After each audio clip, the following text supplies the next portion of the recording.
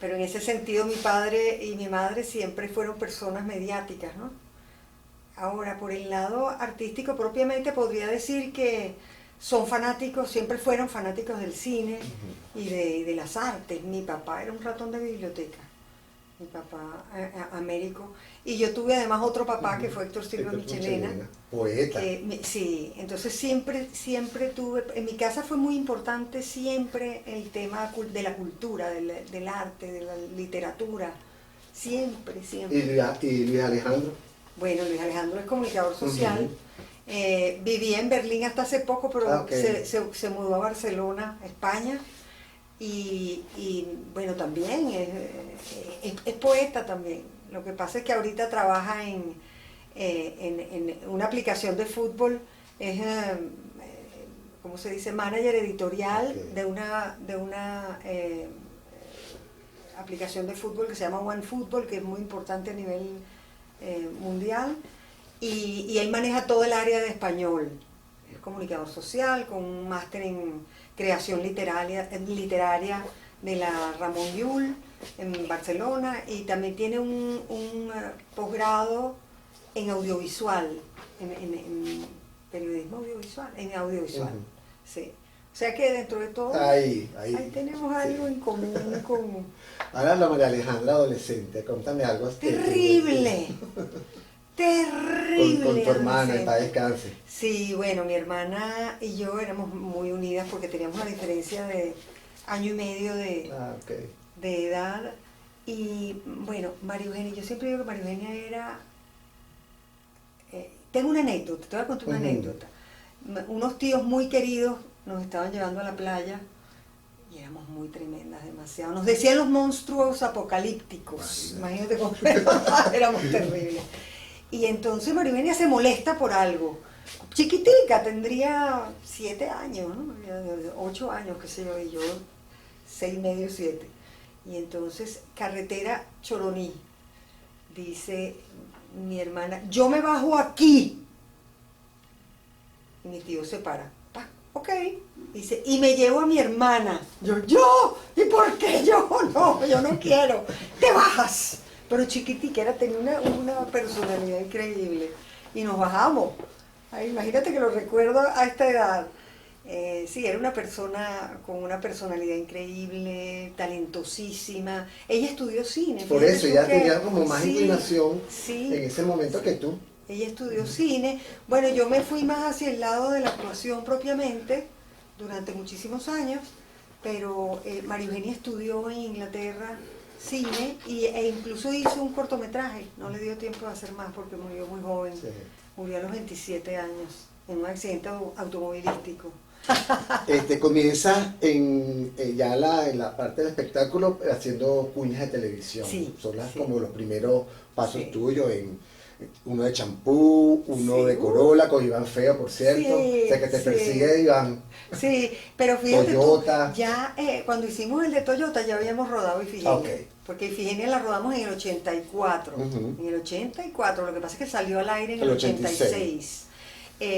Pero antes de eso yo tenía un vecino en el edificio que, por cierto, murió de una manera, una persona chéverísima que trabajaba en una empresa de postproducción y no sé qué, que hacía comerciales de publicidad. Entonces me dice, tú tienes un cabello increíble, chica, ven acá que te voy a llevar a una audición. Y yo feliz, porque claro, así tenía unos realitos de más y no sé qué cuánto, yo feliz de la vida. Entonces llego, quedo en el comercial, creo que era de zapatos Rex, una cosa así, el primer comercial que hice. Y después hice uno de shampoo, y después empecé, ¿sabes? Me empezó como a ir bien y tenía esa cosa con la cámara. El tren del encanto, recuerdo. Exactamente. No, una cantidad enorme de comerciales, ¿no? Y tenía con la cámara una especie de relación muy sabrosa, que es eso, o lo tienes o no lo tienes, ¿no? Hay gente que de pronto es muy bella o es muy talentosa, pero de pronto la cámara no la quiere mucho. Yo tenía esa cosa con la cámara que me sentía cómoda. Exacto. Cómoda. Bueno, en esa época, cuando empecé IFIGENIA, estaba terminando bachillerato y como empezando, ya no sabía muy bien qué era lo que iba a hacer. Y de pronto vi en el periódico Se busca María Eugenia López. Sí, exactamente. La nota de audiciones de Iván Feo, para el personaje central de Ifigenia. Y yo digo, chica, yo voy a ir para allá, a ver, porque me acababa, o sea, no, él decía en el aviso, relee la novela, sí, porque esa es una novela que uno leía en bachillerato. Entonces yo me releí la novela y concerté la entrevista, llamé para concertar la entrevista. Entonces, bueno, fui una primera vez. ¿O tú solita o alguien te Yo solita. No, yo solita de Zafrisca y Parejera. Okay. Entonces, me fui a mi entrevista, que era en el centro, agarré mi no sé qué, al autobús, no sé qué agarré, mi carrito, mi autobús, no sé qué, y llegué a mi... Porque esa época era mucho Ruperto Lugo. El Rupert, ¿qué? El San Ruperto. San Ruperto, después te eché un cuento muy cómico, llegando a Radio Caracas en el San Ruperto. Y me dice, bueno, ya me dije que bueno, no importa. Entonces llego a mi audición y bueno, un poquito nerviosilla, pero hablo con Iván en esa oportunidad. Después me vuelven a llamar como a los 15 días, un mes. Y bueno, segundo llamado, llego. Después tercer llamado, eso era con Adriano González León, íbamos a hacer una audición frente a cámara. Bueno, Adriano más nervioso que yo, tan amado y que, bueno, un ser maravilloso. Y además era muy buen amigo de mis padres, Adriano, ¿no? Porque por este tema de la literatura, y bueno, amiguísimo de mis padres y muy querido. Entonces, bueno, él me ayudó mucho y yo no sé por qué, tú a mí no me preguntas y yo no tengo idea, pero terminé. Yo era lo que Iván quería. ¿Cuántos más o menos? Un bote de muchachas. Bueno, como 80 mujeres, no sé. No sé cuántas mandaron la foto, pero las que audicionamos creo que eran 80. Eso. O sea, por descarte. Sí, él iba haciendo, yo creo que era como en prácticamente todas las audiciones, tiene más que ver con talento y tiene que ver con que es la imagen que un director tiene. ¿Sabes? De repente el director decía, esta es la, sí, claro, la persona que yo quiero, es una muchacha joven, con estas características. Amor, como te vio Iván, es esta, pero claro, tiene que cumplir con unos requisitos. No, y a lo mejor también después dijo, bueno, déjame ver si con esta niña puedo hacer, que no tiene ninguna experiencia, déjame ver si ella puede hacer. Yo no había hecho teatro. Yo empiezo a hacer teatro a raíz de Ifigenia, porque en Ifigenia, mi acting coach para Ifigenia, mi preparador para el personaje, aparte de Iván, era Enrique Porte. Exacto. Enrique Porte. Entonces Enrique Porte empezó a trabajar conmigo para prepararme con las cosas básicas de la actuación. Eso fue después porque yo a raíz de Ifigenia entro en el taller del actor como alumna regular. Okay. Entonces, bueno, la experiencia fue maravillosa en el taller y, o sea, yo empecé en cine con Ifigenia, como te estoy contando. Después entro en el taller y lo primero que hago es teatro, que fue una obra, por cierto, uno de los guionistas de Ifigenia, que era Ricardo García, escribió esta obra que dirigió Santiago Sánchez con el taller del actor y bueno, ese fue el primer trabajo que yo hice en teatro. Y bueno, me picó el gusanito ahí del teatro, que me fascinó el teatro y yo no quería salir en otra cosa audiovisual antes de Ifigenia, porque tenía, bueno, como esa lealtad con Iván, ¿no? Claro. Que él había... ¿Cuánto duró el rodaje? Mira, el rodaje fue sorprendente, porque era un rodaje que se hacía en 35 milímetros, ¿no? En película propiamente. Y una película de época. Una película que duraba 10 semanas, era por plan de rodaje. 10 semanas de rodaje. Imagínate tú. Una película que tenía además caballos, que tenía... todo era de época. Se construyó una escenografía dentro del aula magna de la Universidad Central de Venezuela. Era un film escuela, además, que había preparado Iván con sus alumnos de la universidad. Y el rodaje se retrasó por un día. Yo quiero que ustedes oigan esto con detenimiento.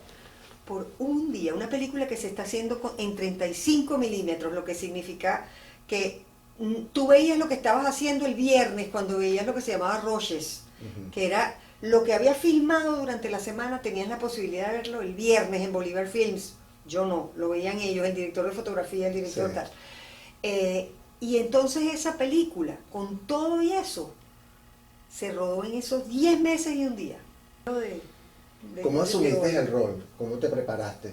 Bueno, yo me preparé durante 6 meses con Iván y con Enrique. Como no te gustaba casi, no estabas en esa nota. No, yo no entendía nada, al principio no entendía nada.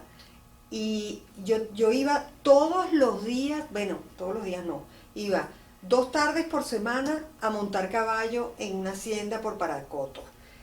Tenía clases de todo, de piano, de no sé qué cuánto, de actuación con Enrique, y ensayaba, o sea, y con Iván preparábamos las escenas. 6 meses de preparación antes del rodaje tuve yo. Sí, fue increíble. Y después, durante el rodaje, bueno, fue una cosa tan intensa que yo recuerdo que rodamos aquella película, yo estaba en todo. Yo creo que yo no tuve ni un día libre. Un día me quedé dormida y fue como si hubiera cometido un crimen, porque ahí no pude llegar un segundo tarde. Y eso fue muy bueno, esa fue una impronta muy buena para mí, porque me dio como el respeto por el oficio. De hecho, a mí toda la vida ahí había un script que yo no podía, yo lo que quería era hacer script de cine. Y bombero, ¿no? Sí, y bombero también. Pero el script de cine estaba Marianela Alas, que ella falleció muy joven lamentablemente, porque era una mujer increíble. Era una tipa que tú la veías serísima en el set, tú veías todo ese movimiento y ella con los ojos así viendo todo, ta. Y de repente ella se te acercaba y te hacía así. Aquí. Claro, una toma anterior.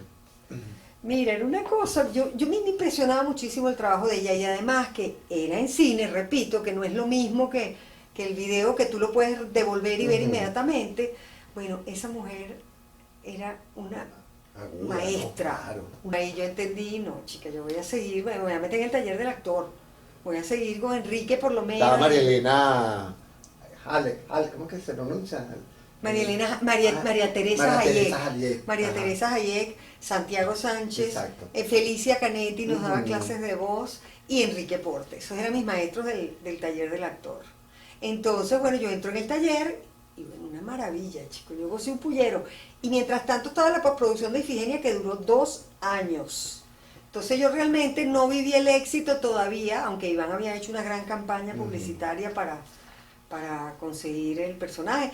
Y me llamaron de Radio Caracas, me llamó el señor Daniel Farías, que era un gran ejecutivo de televisión, y él me dice, mira, me llamaron para trabajar. Cristal. Ay, ¿cómo sabes tú? Sí, para hacer Cristal. No como protagonista, sino como hacía Radio Caracas, que era una cosa muy buena, que ellos veían una persona que podía funcionar y entonces le daban un personaje intermedio, bueno, pero intermedio, y entonces tú te ibas fogueando en televisión hasta que te daban un protagónico. Entonces todas las muchachas nos pasábamos por ese mismo camino, ¿no? Pero ahí, claro, como venía de toda la promoción de Ifigenia, ellos estaban súper interesados, imagínate tú. Y yo no quería hacer televisión. Y él me dice, pero hija mía, usted tiene que, o sea, probar, aunque sea, usted tiene, bueno, y ha tenido un éxito y le va a ir muy bien y no sé qué. Y yo, mire señor, yo la verdad es que yo no entiendo, yo no sé cómo hacer televisión, no sé ni cómo hice esta película. O sea, me prepararon para esta película y ahorita me estoy preparando para hacer teatro, pero yo, ¿cómo voy a pararme ya frente a una cámara? Y tenía mucho prejuicio en esa época con la televisión, que era mucho de esa época. O sea, yo era una muchacha que me gustaba el rock, me gustaba la salsa brava, me gustaba, o sea, yo no era para hacer televisión. Entonces, Alejandra, ¿qué sentiste cuando fuiste al estreno de la película, cuando te vi en pantalla, Séptimo Arte? Es una sensación muy rara, la verdad. Fue una sensación muy rara, porque uno no se gusta mucho, ¿sabes? Es como que uno se ve muchas costuras. Sí. A mí en líneas generales no me gusta ver lo que hago, ¿no? Eso fue, bueno, yo hice 2 años de taller del actor y quería seguir para siempre, porque eso fue una etapa demasiado divina, y ahí fue donde Enrique me dijo esto que me decía, él me dice, mira Mariale, que me decían en esa época Mariale, tú tienes que irte a trabajar a nivel profesional, porque es muy sabroso esto y tú experimentas y juegas y tienes tus panas y todo, pero tú tienes que ir a la arena profesional. Porque claro, Ifigenia es una cosa que era un útero donde yo estaba. Sí. Era una cosa protegida ahí con puros amigos, con gente joven de la universidad, todos me adoraban, y yo era de ellos, pues, como decía Luis Brito Gusano, Luis Brito el Gusano, el fotógrafo, uno de mis mejores amigos que murió muy, muy temprano. Tenía mucho que hacer todavía, uno de los mejores fotógrafos de este país, Premio Nacional de Fotografía. Bueno, el Gusano decía, nuestra niña, o sea, yo era de ellos. Porque yo empecé con ellos y además que los adoraba, los adoraba. Yo me iba con el Gusano y le llevaba el trípode para ver cómo es que era la cosa, y entonces él decía, mira, vente que voy, no sé, o sea, toda la vida fue así la relación con el Gusano después de Ifigenia. Yo hacía una obra de teatro, Gusano tomaba la foto. Pero siempre, o sea, de Ifigenia quedaron relaciones muy estrechas. Fíjate, como te digo, le acabo de tomar una foto a esto para mandárselas a Iván, pues yo me vi con Iván ayer. O sea, es una relación primero de profundo agradecimiento, por supuesto, de admiración absoluta ante lo que vi de niña. Esa es mi impronta, el trabajo de ellos, verlo dirigir, ver esa mística de trabajo, esa ética también profesional, ese amor por el cine. Después le agarré cariño a la televisión también. Empecé a trabajar en televisión, al principio me quedaba hasta dormida porque era como un mecanismo de defensa. Me pusieron una peluca larga porque todavía yo mantenía mi corte de Ifigenia que me encantaba. Y entonces me pusieron una peluca larga, una telenovela de Delia Fiallo, que era un remake. Roberta. Exacto, que era un remake de Rafaela. ¿Te acuerdas que fue muy famosa? ¿Debe ser la película enfermera? No, yo hacía una que se moría en un momento, que sufría, que tenía una cantidad de males y un momento. Entonces, claro, yo en una cama me quedaba dormida. O me iba detrás de los Bakins. En esa época yo leía mucho. Siempre me ha gustado leer, pero en esa época leía muchísimo. Cuéntame cuando Tomás Enrique te recibe en el Canal 2. Eso fue mi primera. Yo llego al canal con todos los prejuicios del mundo. Y de repente llego, bueno, ¿y dónde es que tengo que ir? Bueno, hacia allá, hacia los ascensores, y no sé qué, y yo, bueno, buenas tardes, no sé qué cuánto, hablar con un ejecutivo, una cosa. Sí. Y entonces va saliendo don Tomás y yo me quedo, pero, y aquel hombre era lo más adorado que tú te puedes imaginar. O sea, con aquella educación, aquel señor salido del Olimpo, que yo admiraba tanto por películas, por televisión mismo, a la que yo le tenía tanto prejuicio, pero lo adoraba. Y lo veo, y yo así en shock, y él me saluda y me dice, hija, porque me ve como medio perdida, usted va yo, no, es que voy a hablar con... bueno, venga por aquí, no sé qué, y me acompañó y me subió hasta, yo decía... No, don Tomás Enrique para mí era siempre esos actores de don Tomás, don Carlos Márquez, que don Carlos se hizo muy amigo mío después, también trabajamos juntos en otras novelas, y bueno, es una personas de otra, seres humanos, mira, yo no los pongo ni siquiera con actores, sino por el lado humano, personas muy especiales. Entonces, bueno, en televisión uno tenía, imagínate tú, uno trabajaba, te contrataban y tú trabajabas 6 meses en una novela y después tenías 6 meses libres para que fueras exclusiva de la novela. Y con todo eso yo agarraba y decía, miren, yo necesito hacer teatro. Y te decían, vaya y haga teatro, pero cuando está la novela no puede hacer teatro. Y uno, por favor, y no sé qué, y negociabas y no sé qué cuánto, y total que seguías haciendo teatro. Y yo hacía de todo, hacía cine, teatro, televisión, hacías de todo, alternabas y podías hacer todo. Y en esa época había mucha consideración por parte de la televisión con respecto a la formación del actor. Sobre todo en Radio Caracas yo tuve, porque fue donde empecé, ¿no? Yo empecé en Radio Caracas la parte de televisión, empecé en cine, como ya les dije, pero la parte de televisión en Radio Caracas. Y por una parte ahí había la gente que estaba en las oficinas, era gente increíble, ¿vale?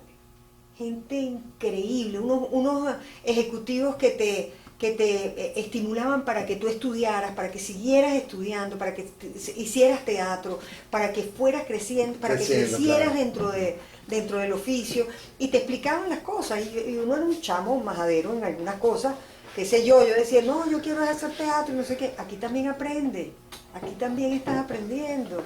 Yo termino Por estas calles, o sea, el rodaje, la grabación de Por estas calles fue muy larga, fueron 3 años, fue el momento en que yo estuve más atrapada dentro de un solo proyecto.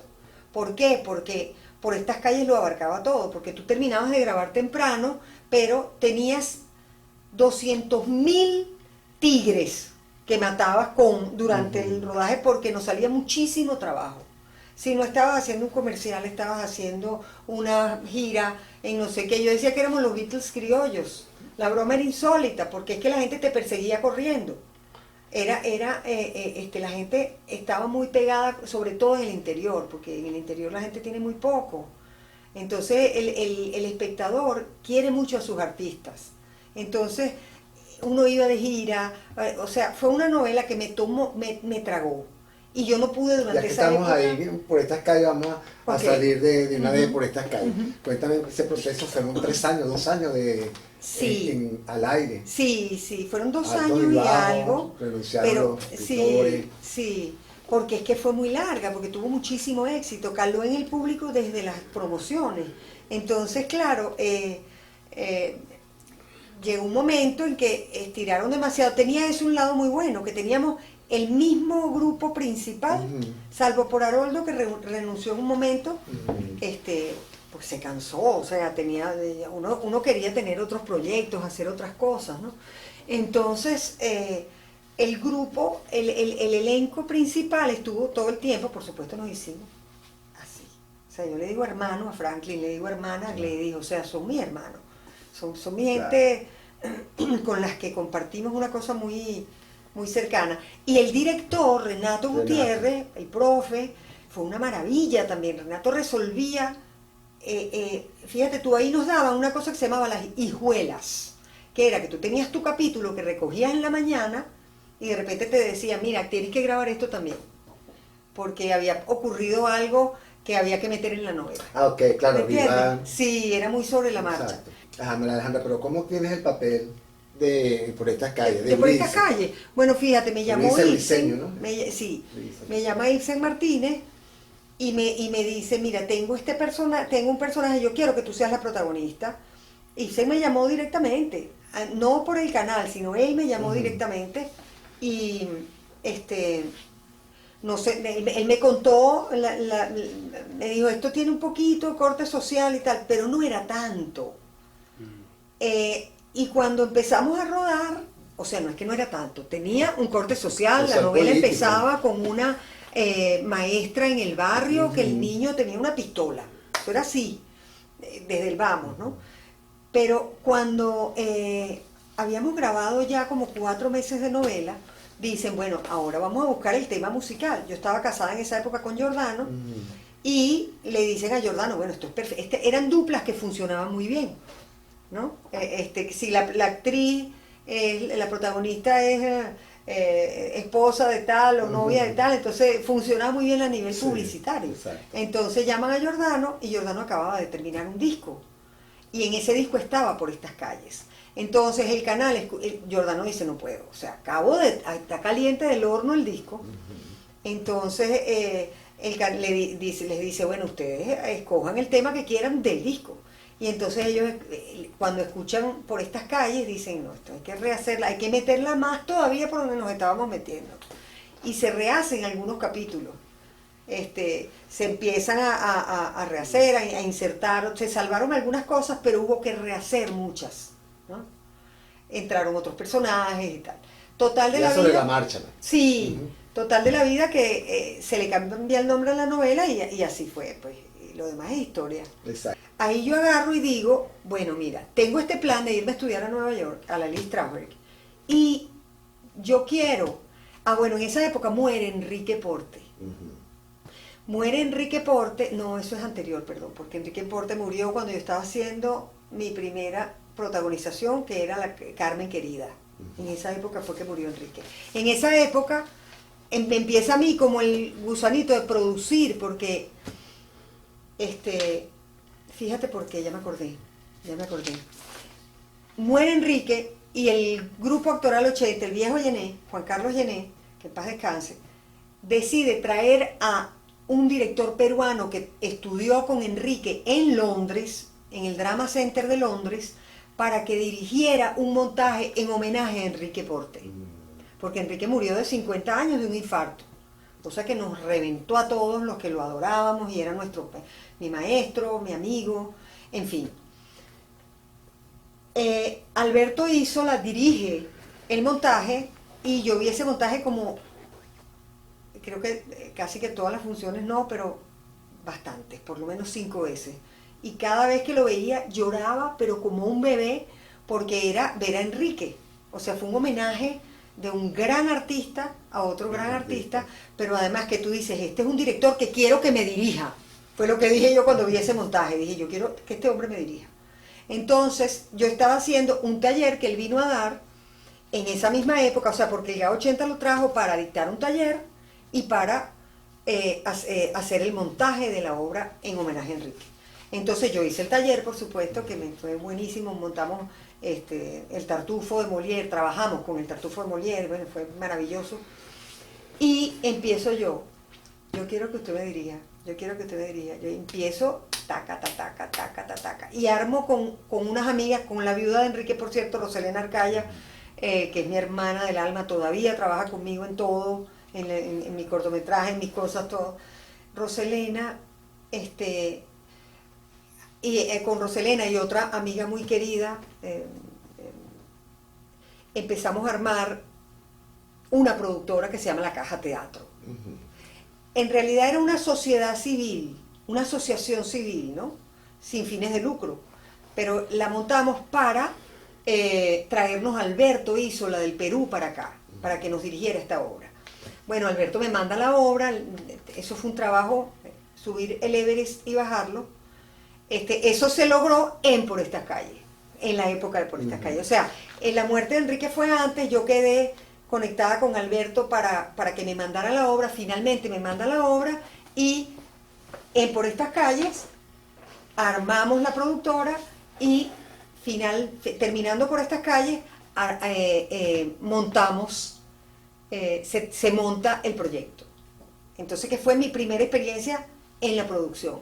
A mí el tema de televisión yo necesitaba un respiro, necesitaba una pausa, necesitaba irme para otro lado y además me sentía estancada porque había pasado 3 años con un solo personaje dentro de una cosa que no era exactamente lo que me permitía crecer más a nivel actoral. Entonces, bueno, por eso la inquietud de hacer la obra con Alberto, un director que de verdad te moviera las entretelas, que te hiciera buscar a otros niveles. Y entonces digo, bueno, tengo dinero que pude conseguir gracias a mi trabajo Por Estas Calles, me voy para Nueva York a estudiar. Mando mi aplicación, me aceptan y bueno, me voy por 1 año con todos mis gastos, tenía todo organizado, cuadradito perfecto y no sé qué cuánto. Pero estando allá me doy cuenta de 2 cosas.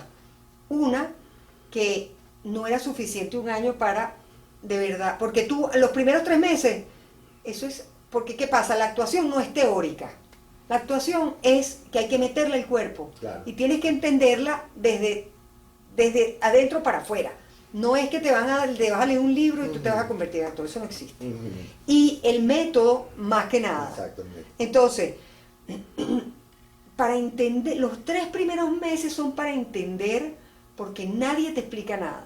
O sea, tú tenías que inscribirte en la clase, hacer una escena, esta escena la repetías 3 veces. Yo tenía 2 profesores de actuación propiamente, tenía una profesora, tenía un profesor de Shakespeare, donde trabajamos Shakespeare, otra profesora donde trabajábamos audición para cine, otro profesor de dirección en cine, y así, o sea, había como voz y dicción, había una que era canto para actores, era súper completo, una escuela chéverísima, chéverísima.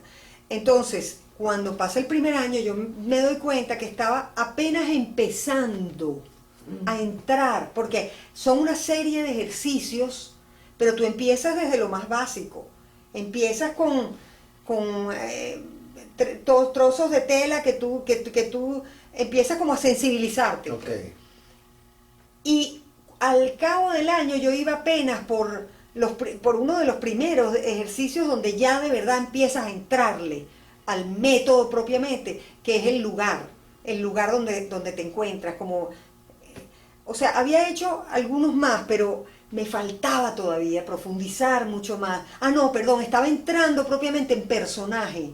Pero suena difícil. Porque es que no es tanto difícil como que hay que meterle el cuerpo y hay que hacerlo 1.000.000 de veces hasta que te entra.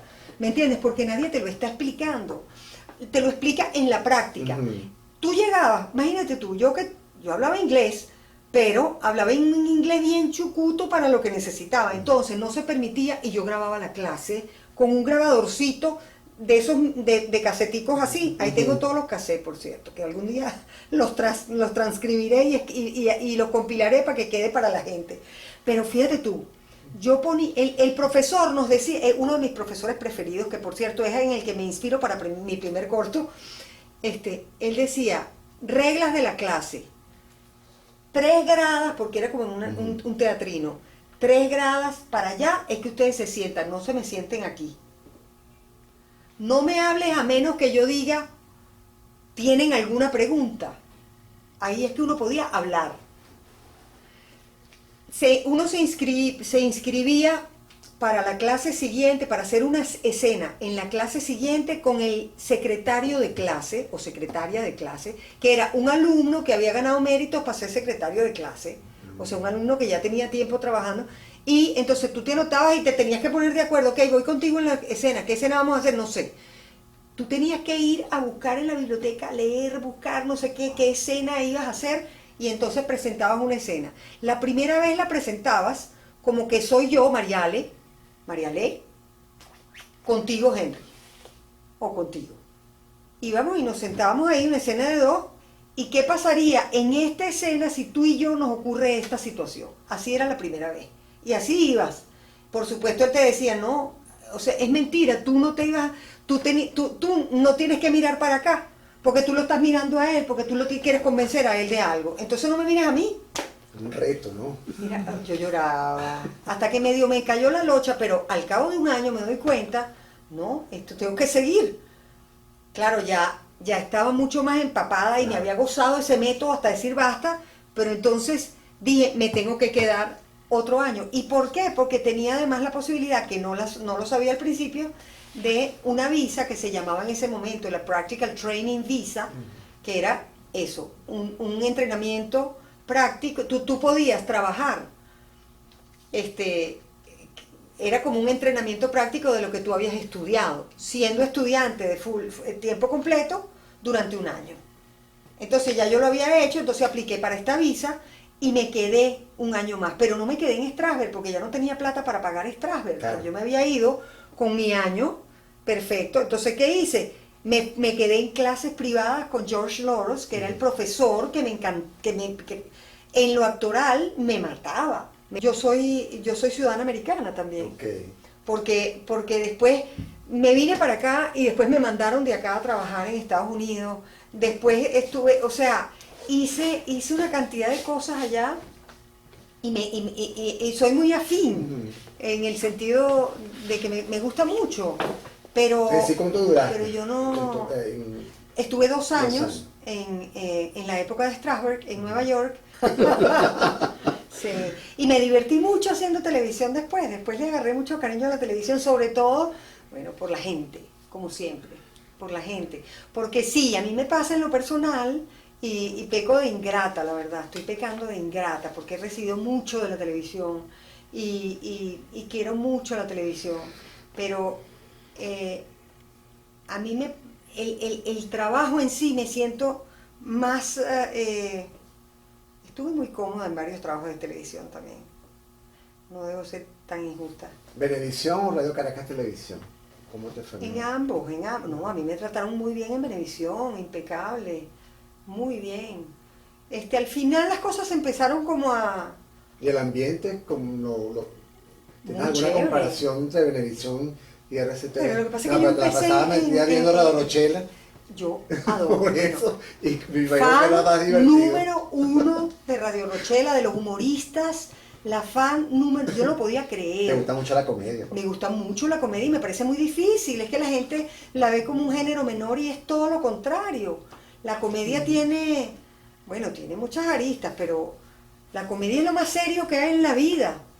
Y lo más difícil, porque ahí tienes que tener un pulso muy particular, unas capacidades de improvisación, Mira, yo hice una vez con Emilio Lovera, con Laureano, con una cantidad de humoristas, con Claudio, era un espectáculo de Navidad. Y en ese espectáculo de Navidad, Enrique Lazo, todos, o sea, era un gentío porque era... unos personajes de Emilio iban dando vueltas por ahí, no sé qué, y se encontraban con la Virgen María, yo hacía la Virgen María. Bueno, yo nunca me he divertido tanto con una gente como en esa época. Bueno, qué gente tan brillante. Y de pronto Emilio se volteaba y le decía a Laureano, mira, improvísate un poquito aquí, no sé qué cosa, unos 10 minuticos. Dice, 10 minuticos de improvisar, ¿de qué me estás hablando? Son unos genios. Una gente con una capacidad increíble una chispa, una inteligencia, son una maravilla, yo adoro la comedia. Entonces, claro, amo el trabajo del actor. Para mí el trabajo del actor es sagrado, porque sé lo que es, porque entiendo lo que es cuando de verdad, o sea, yo veo a los actores cuando están metidos con el alma en las cosas y me conmueve profundamente, porque además es un trabajo que supuestamente es reconocido y no lo es. Y son muchos los actores que no tienen oficio, no tienen empleo, que no están empleados o que no ganan dinero y siguen intentando y siguen adelante. Es un trabajo muy ingrato y es ingrato no desde ahora. Lo ha sido siempre. Yo recuerdo, muy joven me leí la autobiografía de Laurence Olivier y él decía, bueno, lo leí de verdad jovencita, así que no recuerdo con precisión, pero no me dejen mentir, pero que había 1 millón de actores en uno empleado. O sea, 1 empleado, 1 millón de desempleados, que esa era la proporción que él calculaba. En ese momento. ¿Cuál fue la primera obra cuando te montas en las tablas? Las aventuras del célebre detective Harry Dixon, escrita por Ricardo García. Y dirigida por Santiago Sánchez. Dirigida por Santiago Sánchez y un montaje del taller del actor. Muy emocionante. Tú me dabas cabezazos en la cabeza. No, pánico. Eso sí me dio pánico, tú ves. Eso sí me dio pánico. Pero, ay, fue maravilloso. Uno de mis mejores amigos, bueno, mi amigo Hernán, con quien hicimos el Teatro Ensayo Lagunita, lo conocí ahí, así trabajábamos juntos ahí en esa obra. Bueno, fue una experiencia increíble. Yo amo el cine y siempre, o sea, yo empecé aquí. Mira lo chiquita que estaba. Sí. Sí, porque esto tiene como 40 años casi ya, hecho los locos. Entonces, yo empecé ahí y esa fue esa impronta que me marcó. Entonces, para mí el cine tiene un carácter diferente, tiene algo especial. El cine y el teatro, las dos cosas. Es donde me siento que de verdad disfruto.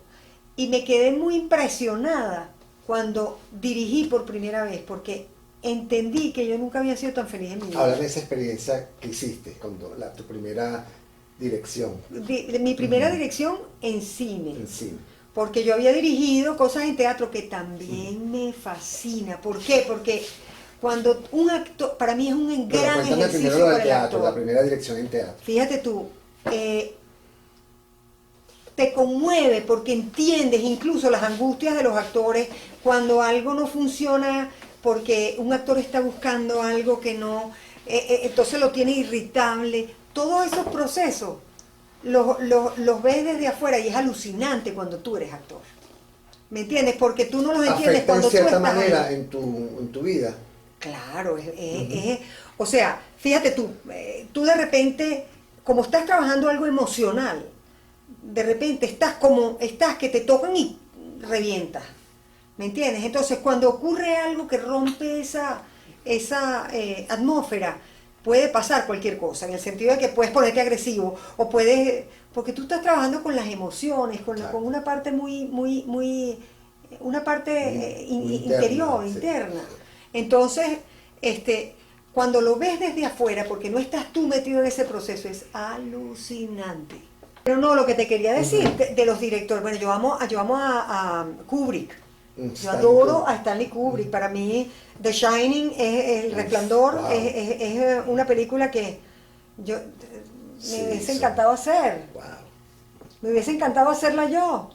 Y digo, cónchale, Kubrick, bueno, es Kubrick. A mí me encanta Kubrick. Exacto. Odisea 2001, Odisea del Espacio. Odisea del Espacio, pero para mí The Shining es una película que... Hay demasiadas películas que amo y adoro. Sí, no, y directores fetiches hay muchos, tengo muchísimos. No solo americanos, italianos, sí, franceses, claro. Tengo muchos, pero por ejemplo, yo quisiera hacer una película como El Fugitivo, que me parece una película perfecta. O sea, me encantaría hacer una película. Y no es porque sea taquillera.